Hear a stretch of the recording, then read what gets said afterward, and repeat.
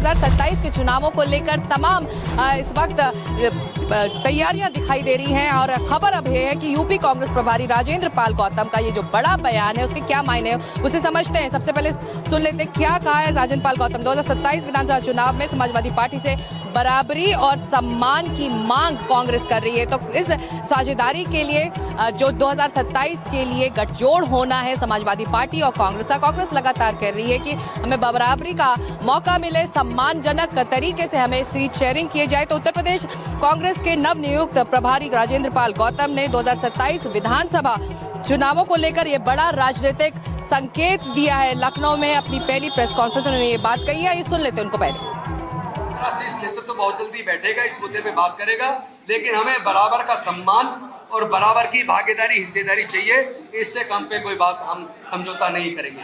बहुत जल्दी सपा का शीर्ष नेतृत्व और कांग्रेस पार्टी का शीर्ष नेतृत्व बैठ के बात करेगा और बहुत जल्दी आपके सामने सारा हम खुलासा करेंगे। देखिए, मैं इतना ही कहूंगा, यहाँ पे आज जब तक कांग्रेस मजबूती के साथ आप देख सकते हैं कि खड़ी है पूरे देश के अंदर, कोई लड़ रहा है आंख में आंख डाल के, तो कांग्रेस पार्टी लड़ रही है।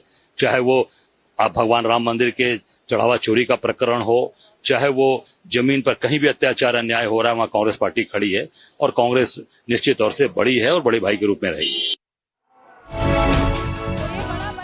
जा रहा है कांग्रेस की तरफ से कि बराबरी का मौका मिले, सम्मानजनक तरीके से सीट शेयरिंग हो, तो उन्होंने नई जिम्मेदारी संभाली है और से में ये बड़ा बयान यूपी कांग्रेस प्रभारी राजेंद्र पाल गौतम का माना जा रहा है। 2027 को लेकर जो इंडिया अलायंस है, जो गठजोड़ बनना है उत्तर प्रदेश में, उसको लेकर भी तमाम घटनाक्रम यहाँ चल रहे हैं और ये ताज़ा बयान बता रहा है कि कांग्रेस किस तरह से अपनी जमीन खोज रही है और देखना होगा कि समाजवादी पार्टी की तरफ से, अखिलेश यादव की तरफ से आखिर इस जो मांग है उसका क्या जवाब मिलता है। रणवीर हमारे साथ अब लखनऊ से जुड़ रहे हैं, चलते सीधे रणवीर के पास। रणवीर, ये बड़ा बयान है, कांग्रेस लगातार आज नहीं पहले भी कह चुकी है कि सम्मानजनक तरीके से गठजोड़ हो, गठबंधन हो, और यही इस वक्त की मांग है कांग्रेस की।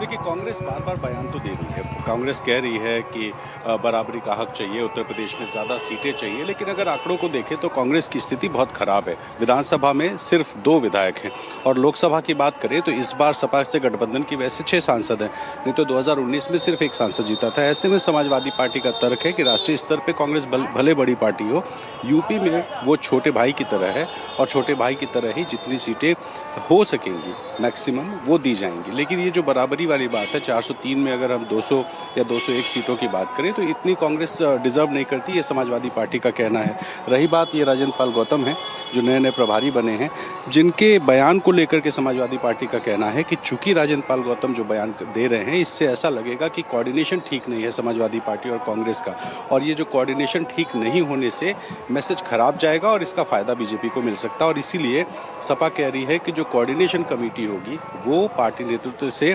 चर्चा के बाद उन सीटों पर डिस्कशन करेगी जिन सीटों पर कांग्रेस की स्थिति मजबूत हो सकती है। अखिलेश यादव का एक बयान आया था कि जीत ज़रूरी है, सीट नहीं। वो ये तैयार हैं कि कांग्रेस तर्क दे, बताए कि कितनी सीटों पर उसकी तैयारी है और उसके बाद हम तय करेंगे कि हाँ वो जीत सकते हैं, हम उन्हें सीट दे देंगे। लेकिन सिर्फ सीट देने के नाम पर सीट दे दे और चुनाव हार जाए, ये कहीं से भी लॉजिकल नहीं है। हालांकि बयानबाजियों का दौर चल रहा है और अजय राय भी इसको सीधे सीधे डिनाई नहीं कर रहे हैं। जो बयान दिए हैं उन्होंने ये बार बार बड़ा भाई बताने की जो कोशिश है, वो कोशिश बताती है कि कांग्रेस चाहती है कि कम से कम आधी सीटें मिल जाएं, जो कि फिलहाल समाजवादी पार्टी कहीं से भी राजी नहीं होगी।